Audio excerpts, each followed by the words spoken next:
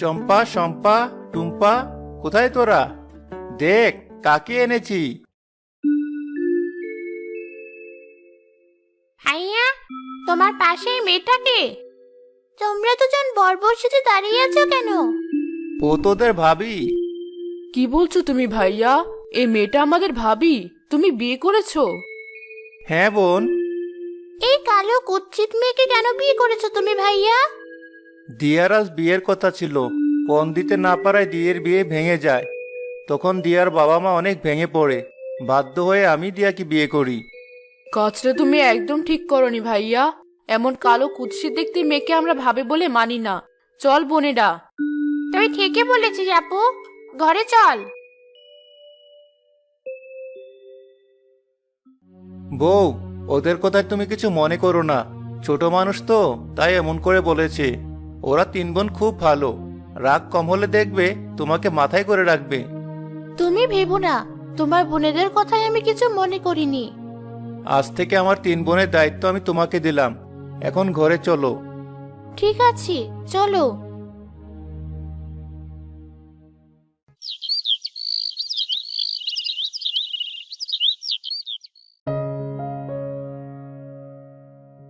আমি মাঠে যাচ্ছি বেগুন বুই দেখতে, তুমি নিজের খেয়াল রেখো, আমার আসতে একটু দেরি হবে। ঠিক আছে, যাও।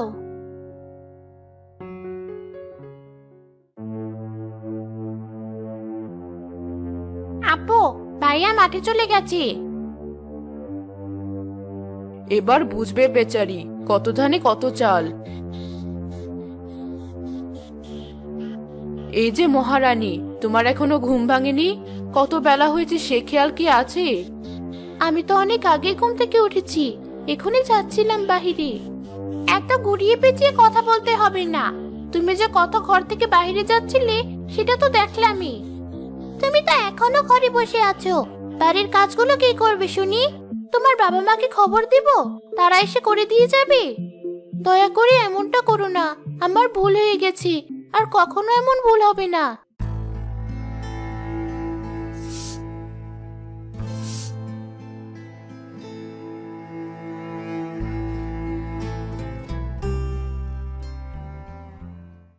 বাড়ির সব কাজ দেখছি করা শেষ, আমরা বেঁচে গেলাম।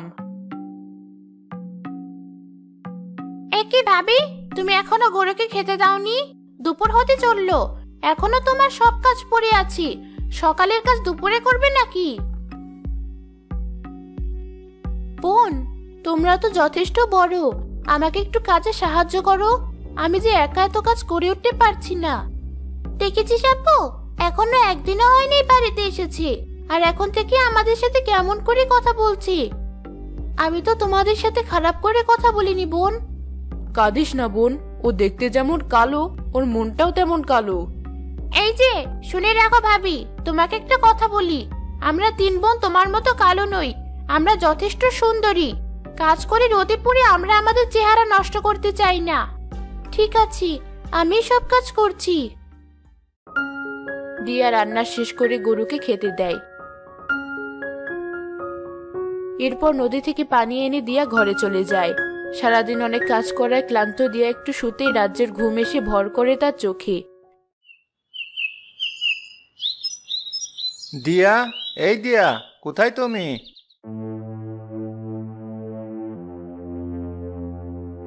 ভাইয়া, তোর বউ তো এখনো ঘুম থেকে ওঠেনি। কত করে বললাম, ভাবি বাড়িতে অনেক কাজ আছে, আমাদের তিন বোনের একা হাতে সামলাতে কষ্ট হয়, তুমি একটু সাহায্য করো। কিন্তু কে শোনে কার কথা? আমাদের বললো কাল অনেক ধকল গেছে, আজ সে একটু ঘুমাবে, তাকে একদম যেন না জ্বালাই। জানিস ভাইয়া, তারপর ছোট আর মেজো আরো একবার ডাকতে গিয়েছিল, কিন্তু ভাবি ওদের বকে তাড়িয়ে দিয়েছে। এত বড় সাহস, আমার বোনদের বকা!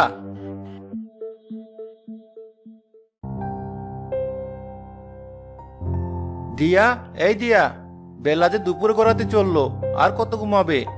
দিয়া, এই দিয়া। কে? ও, তুমি কখন এসেছো? এসেছি তো অনেক আগেই। আসলে অনেকদিন পরে তো কাজ করেছি তো, তাই গা এলিয়ে দিতে ঘুম চলে এসেছি। আমার খুব খিদে পেয়েছে, কিছু খেতে দাও।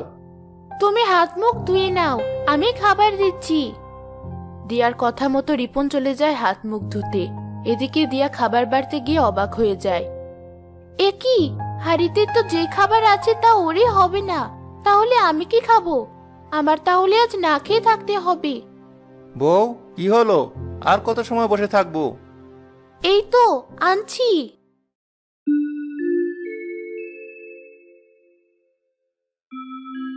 তুমি খাবে না?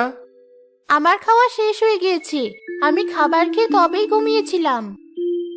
বুঝলাম।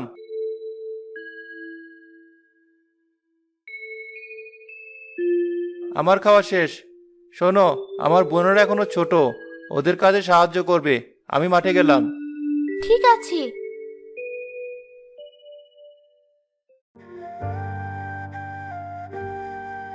রিপন ভাই, আপনার সিম তো দেখি খুব সুন্দর হয়েছে। যা হয়েছে একদম খারাপ না ভাই। ভাই, আপনার বউ দেখলাম। এমন কালো দেখতে মেয়েকে আপনি কি দেখে বিয়ে করলেন? আপনার সাথে কি এমন কালো মেয়েকে মানায়? কপালে যা লেখা ছিল তাই হয়েছে ভাই। আমি কখনো এমন কালো মেয়ের সাথে সংসার করতাম না। যেমন কালো তেমনি দেখতে অসুন্দর। যাই হোক, আমার অনেক কাজ আছে, আমি যাই। আমি কি সত্যিই ভুল করলাম? এসব নিয়ে ভেবে লাভ নেই। দিয়া যেমনই হোক না কেন, ও তো আমার বউ। এই যে কোকিল ভাবি, কি এত ভাবছো শুনি? কিছু না বোন, আমাদের 3 বোনের কিছু কাপড় আছে, পরিষ্কার করে দাও যাও। কাল তোমাদের সব কাপড় পরিষ্কার করে দিব। আজ সারাদিন কাজ করে শরীরটা বড্ড ক্লান্ত, তার উপর সারাদিন কিছু খাইনি। এই শরীরে আবার বিশ্রাম নেওয়ার শখ হয়েছে? তাড়াতাড়ি কাপড়গুলো পরিষ্কার করো বলছি। কাপড় পরিষ্কার করে দুপুর ও রাতের জন্য রান্না চড়াবে। ঠিক আছে। দিয়া টুম্পাদের 3 বোনের বের করা কাপড় পুকুরে নিয়ে কেচে পরিষ্কার করে রোদে শুকাতে দেয়। এরপর টুম্পার কথা মতো দুপুর ও রাতের খাবার রান্না করে।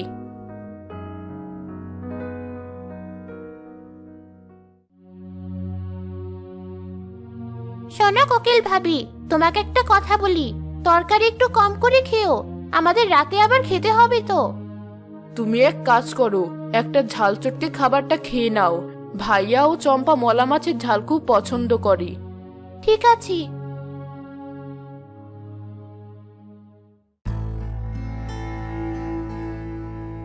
আমি কালো, সেটা কি আমার দোষ? বিধাতা, তুমি কেন আমাকে এমন কুৎসিত বানালে? না পেয়েছি বাবার বাড়িতে কারো ভালোবাসা, না পাচ্ছি শ্বশুর বাড়িতে কারো ভালোবাসা। বউ, তুমি কোথায়? তুমি এসেছো? তোমার মাথায় ওটা কিসের বোঝা?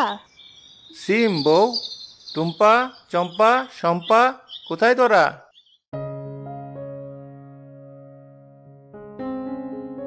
ডাকছিস কেন ভাইয়া?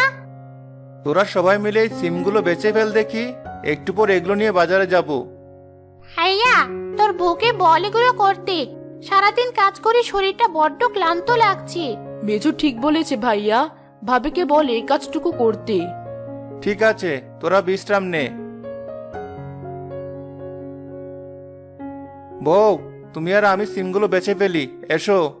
ঠিক আছে।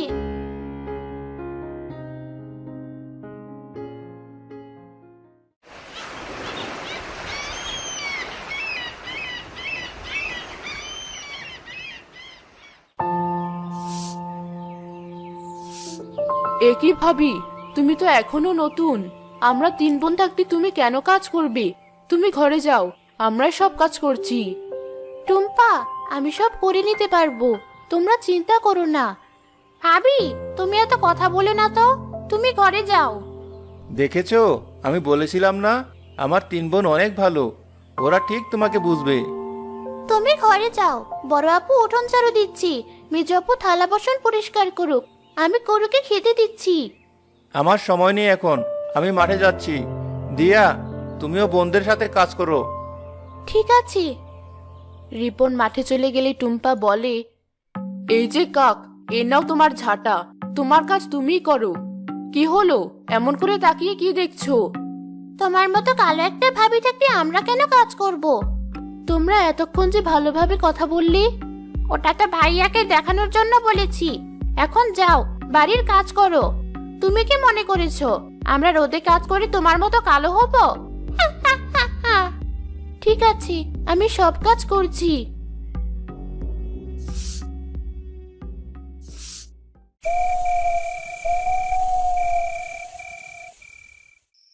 আমি একা যে বাড়ির এত কাজ করতে পারি না, খুব কষ্ট হয় আমার। তুমি একা কাজ করো মানে? আজ তো আমার বোনেরা সব কাজ করেছে। ওগুলো তোমাকে দেখানোর জন্য করেছি। আমার বোনদের নামে একদম মিথ্যা বলবে না। আমি জানি আমার বোনেরা কেমন। আজ যা বলেছো বলেছো, আর কখনো আমার বোনদের নিয়ে আমার সাথে নালিশ করবে না। ঠিক আছে।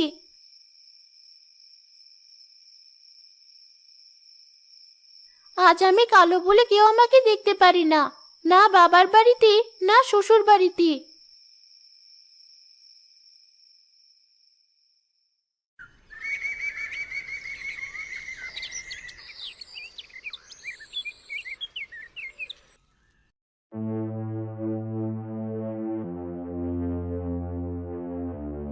কি হলো? ভাইয়ের সাথে নালিশ করে কাজ হয়নি বুঝি? আজ থেকে তোমাকে আরো কাজ করতে হবে। আমার ভাইয়ের সাথে নালিশ করা শাস্তি তুমি পাবে। টুম্পা বোন, দয়া করে আমার সাথে এমন করো না। শম্পা, চম্পা, বাড়িতে যত কাপড় আছে বের কর।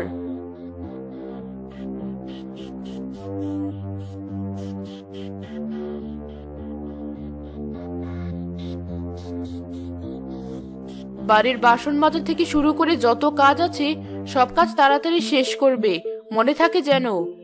না হলে ভাইয়াকে মিথ্যে বলে তোমাকে তাড়াবো, কালো ভূত। ঠিক আছে, আমি সব করছি।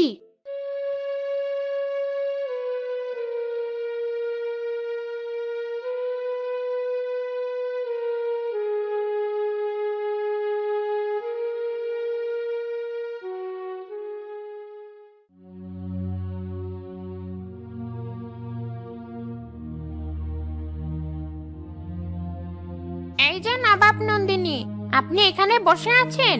গরুকে খেতে দেবে কি? গোসল করাবে কি? এই তো এখনই যাচ্ছি।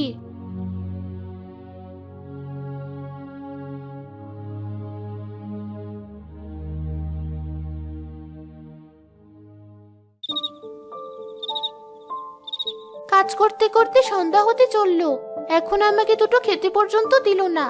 আজ আমি কালো বলে কেউ আমাকে সহ্য করতে পারে না। আর থাকবো না আমি এই বাড়িতে, দুচোখ যেদিকে চাই চলে যাব আমি। টিয়া কাঁদতে কাঁদতে বাড়ি থেকে বেরিয়ে যায়। সে হাঁটতে হাঁটতে গ্রাম পেরিয়ে এক গভীর জঙ্গলে চলে আসে। তারপরেও সে ভয় না পেয়ে হাঁটতে থাকে। হঠাৎ দিয়ে একটা নদী দেখতে পায়।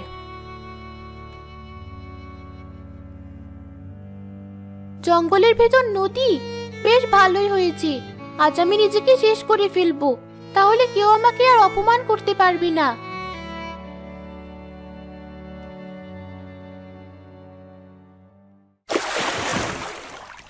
এ কি মেয়ে, তোমার কিসের এত দুঃখ যে নদীতে ডুবে মরতে যাচ্ছ?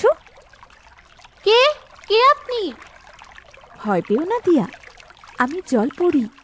তুমি বলো, এই গভীর জঙ্গলে তুমি কেন এসেছো? আমি নিজেকে শেষ করতে এখানে এসেছি। আমি কালো হওয়ায় কেউ আমাকে দেখতে পারে না। আমার 3 ননদ তো আমাকে খুব অত্যাচার করে। তুমি কেঁদো না দিয়া, আমি তোমাকে তোমার স্বামীর 3 বোনের চেয়েও সুন্দরী বানিয়ে দিচ্ছি।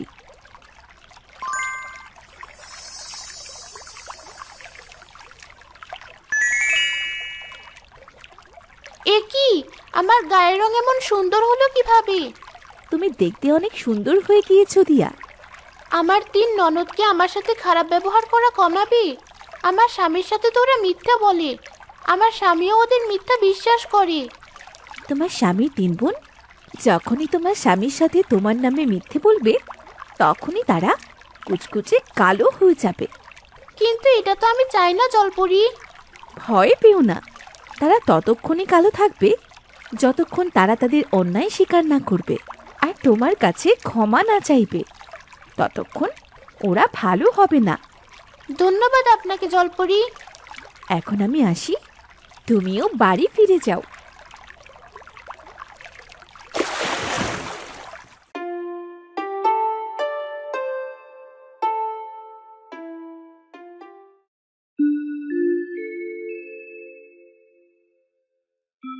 এ কি, কে তুমি? তুমি তো খুব সুন্দর। তুমি আমাদের বাড়িতে কেন এসেছো? আরে আমি তো তোমার বউ, চিনতে পারছো না? আমি দিয়া। তুমি দিয়া? তুমি এমন সুন্দর হলে কিভাবে? আমি কালো হওয়ায় টুম্পা চম্পা শম্পা আমার সাথে সবসময় খারাপ ব্যবহার করে, আমাকে অত্যাচার করে। ওদের অত্যাচার সহ্য করতে না পেরে আমি নিজেকে শেষ করার জন্য জঙ্গলের ভিতর নদীতে যাই। আমি মিথ্যা বলছি ভাইয়া, তুই ভাবের কথা বিশ্বাস করলি? তুই তো দেখতেই আমরা ভাবিকে কতটা ভালোবাসতাম। তারা তিন বোন মিথ্যা বলার সাথে সাথে কালো হয়ে যায়। এ কি, আমরা এমন কুচকুচে হলাম কিভাবে? এগুলো জলপরীর দেওয়া অভিশাপ, এগুলো তোমাদের মিথ্যা বলার শাস্তি। তোমরা তিন বোন যতদিন সত্যি কথা না বলবে ততদিন এমন কালোই থাকবে। তুমি আমাদের সাথে কেন এমন করলে ভাবি? বোন, তোরা সত্যিটা বল। আমরা সব সত্যি বলছি ভাইয়া। তুই বাড়ি থাকলে আমরা ভাবির সাথে ভালো ব্যবহার করতাম, কিন্তু তুই চলে গেলে। ভাবি, আমাদের ভুল হয়ে গেছে, এখন থেকে আমরা তোমার সাথে কোনো খারাপ ব্যবহার করব না। আমাদেরকে মাফ করে দাও ভাবি। এখন থেকে আমরা তোমাকে নিজের বোনের মতো ভালোবাসবো। সত্যি বলছি ভাবি, বিশ্বাস করো। তোরা এতটা খারাপ আমার জানা ছিল না। আমি তোদের কত বিশ্বাস করেছিলাম, আর তোরা আমার সামনে থেকে যা বলছি। তুমি এমন কথা বলো না, ওরা তো নিজের ভুল বুঝতে পেরেছি, আমি ওদের ক্ষমা করে দিয়েছি। সত্যি বলছো ভাবি?